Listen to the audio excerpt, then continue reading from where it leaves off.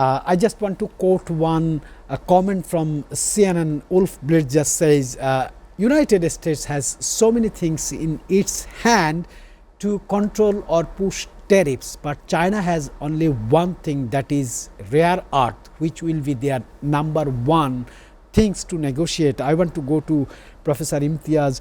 Sir, before I go to the question, I just want to request you to put your first introductory speech along with this question. With Trump calling the meeting a great success, what concrete policy outcomes such as tariff reductions or trade deals can we actually expect? Thank you very much. No, this is typical of Donald Trump, the way he pursues diplomacy and international relations.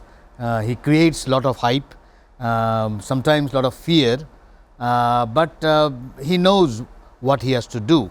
I think given the state of US economy, given its international obligations, United States knows very well that it cannot push things too far. It has to come to a level where, yes, it will seek advantages, and it is seeking advantages from different countries, including its close allies. Don't forget, this time it's not only those who see United States differently, but long-term friends, and he has been very straightforward, telling them that no, you have to pay also. It's not like you can have free lunch forever. So I think with China, it's quite expected. What I see is the United States becoming a normal country. Let's put, I want to use that word. Don't forget, there have been other powers in the world who also had very, big empires. Look at Spain, look at Portugal. But today they have become normal countries. UK also is on the way of becoming a normal country. I think it's time for the United States also to become a normal country. Look at the United States' own problems, and not reach out globally, where the reach out becomes problematic. So the deal with Xi Jinping was quite a positive outcome. We have to see how much it holds, but it's not only rare earth. I would say the very fact the deal was done on soybean will also tell you that the United States also needs the China's market, and vice versa. So the quicker all these powers stop thinking that they can be the only sole power and dictate everything, and the quicker they realize that the world is moving towards a multipolar world, yes, I think we will have all these arrangements coming up. Whenever I prepare question for sir, I have to be very cautious, because I'm very selfish to get the bottom line of the discussion. That's why I want to do a question like this. Sir, how might this summit between US President Donald Trump and Chinese counterpart Xi Jinping, the top two superpowers of the world economically, militarily, according to other aspects too, my question is, how might this summit impact a smaller economic and allies in Asia like Japan, South Korea, Philippines, ASEAN members, caught between US and China, influence or dominance? Sir, I want to get the position of Bangladesh also in this question. My God, okay, that's quite a big question. Yes. Let's look at some of the developments.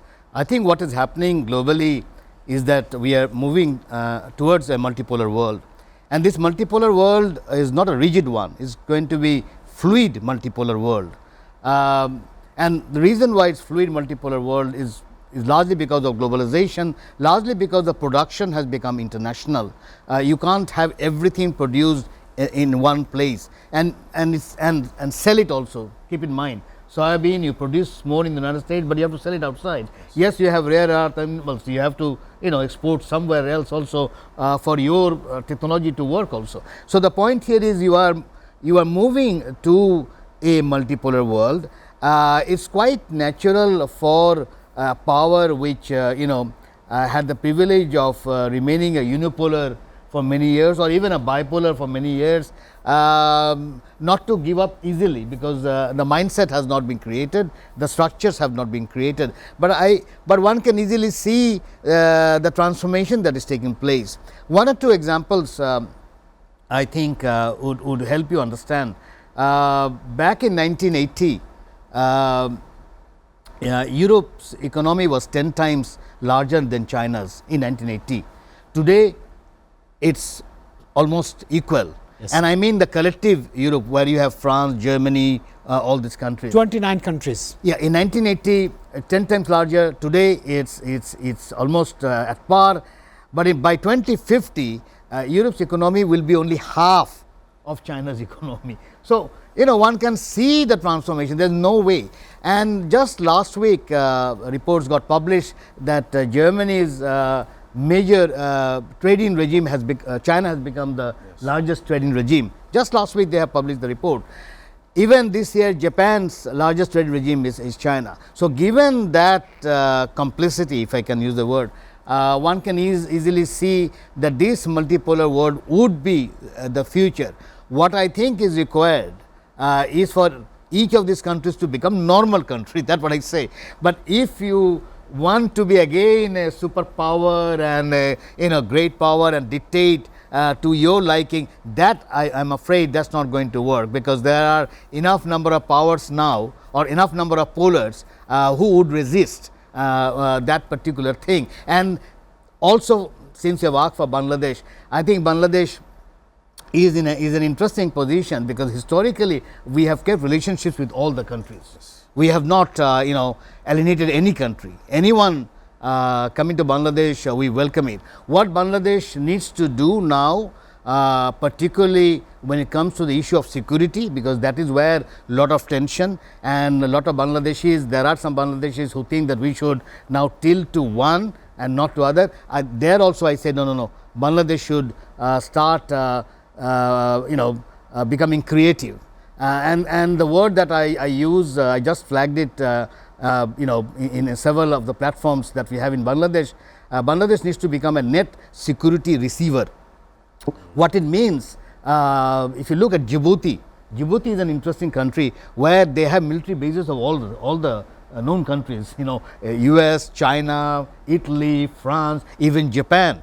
Okay, I think Djibouti has shown the way that you can become a net security receiver. So, in the context of Bangladesh also, when it comes to development, we have to be with everyone, because we buy certain things with certain countries, we repackage them or reprocess them, and we sell to other countries, and that's how we make profit. Right. So, given that context, on the issue of security, if we can become a net security receiver, NSR, telling all the countries you are most welcome, but we can't be only with one, because if we be with only one, then the other countries will try to create problems for us. How is the renewed violence likely to shape global public opinion and diplomatic relations in the Middle East?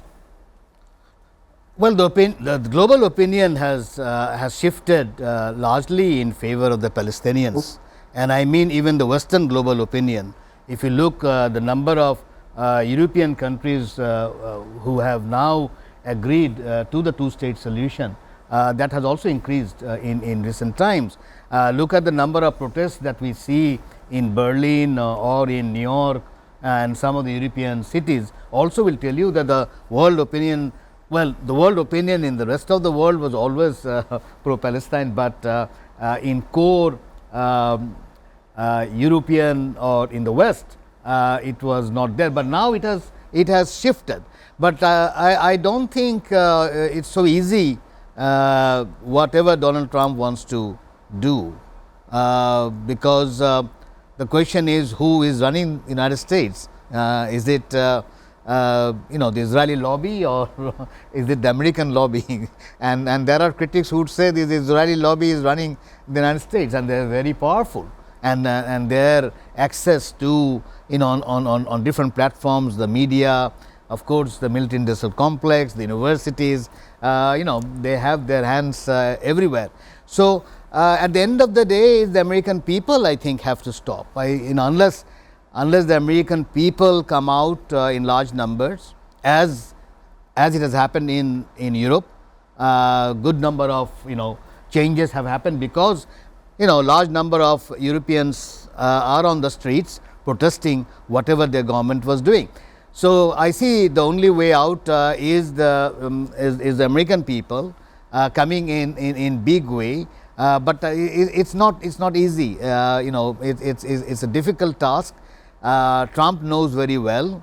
So I don't think whatever Trump is trying to do will peace will come automatically, because what do you do with the structures that have been created? What do you do with Netanyahu? Now, a lot of people talk about disarming Hamas, but how about disarming Netanyahu to begin with? Because he is the one where the global community would say is responsible for committing genocide. If that is the case, then what do you do? So I don't think we have an easy answer, but I have faith in the American people. I think the American people from time to time have come out and made their correct judgment. So on this also, I think we just have to wait and see when will the American people force their president. What is the impact of continued high intensity conflict on Ukraine's reconstruction and long term future? Along with, I just want to get your take on what are the risk of nuclear brinkmanship in a modern conflict context. Well, unless you want to commit suicide, that's the only statement I can say when it comes to nuclear weapons, because there are a good number of countries now possessing nuclear weapons, and to use nuclear weapons like any other weapons, I don't think that option is there any longer. Now, when it comes to testing, keep in mind that what both Soviet Union, erstwhile Soviet Union, and now Russia and United States stopped was the physical testing. The technological testing was always there, in fact. Yes. Because technology has reached a point where you can do the testing without having the physical testing. Russia made a difference, largely I think to demonstrate probably to the world and to Europe that they are serious when it comes to the issue of Russia-Ukraine war. So I think the hype also allows you to negotiate a deal, let's put it that way. When you hype things and you make people terrify, okay, and then you can have a deal, and so better to have a deal rather than go for the nuclear. So we really don't know whether this is a part of diplomacy or not. We have to wait and see. But as I said, any nuclear war is just like committing suicide. I just received two development. The missile test with nuclear weapon by Russia may force the international community to refocus on deterrence and strategic stability. On the other side, I have received Ukraine's allies might find renewed consensus on commitment in the face of escalation. I am looking for your comment on these two developments, sir. Well, it can go both ways. It can accelerate things, but as I said, that I don't think having a nuclear war is an option to anyone. So the other side of such hype would be that they make a deal, because I think deal is very important, whatever the deal is, and we all know that all wars have to end. It may take years, but to stop a war through nuclear weapons, I don't think that's a solution that this particular century can afford, given the fact that there are X number of countries now having nuclear weapons. So the point is, how do you end the war? There again, I think what is important is to see how diplomacy can play a role, which for a while was absolutely absent. Don't forget, it was only Donald Trump who started the diplomacy. Joe Biden did not have any diplomacy when it comes to Ukraine war. He was all through supporting Ukraine with weapons. But here is a president, whether you agree with him or not, that's a different issue, but at least there is diplomacy going on. Even now as we speak, they are working, as I know, some teams are still working to see how they can have a deal. So, so long diplomacy is being played, I think we should see it positively and hope for the best. But the other option, I don't think is something that anyone, whether in the United States or in the world or in Russia, would welcome. So, nuclear weapon is out of the option. Now, how do we resolve it? Let's see. My question is, this trip is he's calculating $1 trillion foreign direct investment from his countries like his friends, countries like allies. Do you really think President Trump will be able to bring $1 trillion investment from China, South Korea, Japan, Philippines and Malaysia? Is this a practical thinking right this moment, because world is moving into a recession? Okay, let's start from the point why this has been done. I think then we'll get the answer. Well, why Donald Trump or the Republican government is doing it is largely because they have a serious debt, $38 trillion debt, and the debt is now, the interest that they pay on the debt is larger than their military budget. So, they want to solve that problem. Now, how do you solve that problem? One is by making your government small, and we have seen that they have made the government small. Yes. In the context, they have removed US aid, the State Department made it small. They have got out of WHO, got out of UNESCO. Yes. All these things they have been doing. They have cut down on the climate change budget, whatever they had. That's one way. The other one is to raise the tariff as much as possible. And the third one is to tell South Korea, Japan or Canada that you invest in United States. Okay, let's talk about $350 billion Korean investment in the United States. Whatever you are going to invest, at the end of the day, it has to make profit. If they don't make profit, and how do you make profit? It's the labor which makes profit. If your labor cost is higher, and if some weird countries in Asia or in Africa, and I'm using the weird because I really don't know which country, can offer similar goods cheap, people will go there, simple as that. So, my point here is, I don't know whether it has been thought out very seriously where this investment will happen. And as I said, even if it is, let's take shipbuilding, okay, shipbuilding investment in the United States, the shipbuilding in the United States would be costlier than any shipbuilding in Bangladesh. I can write it down. Simple as that. Right. So, my point is, that's a way to do, cut down. I think the far better would be, and there are some American critics who have really said, right, sir. Just one line, yes, just one line. The far better way would be to cut down on the 700 military bases that they have globally. You just make it 50%, cut them out, yes, you can solve your deficit.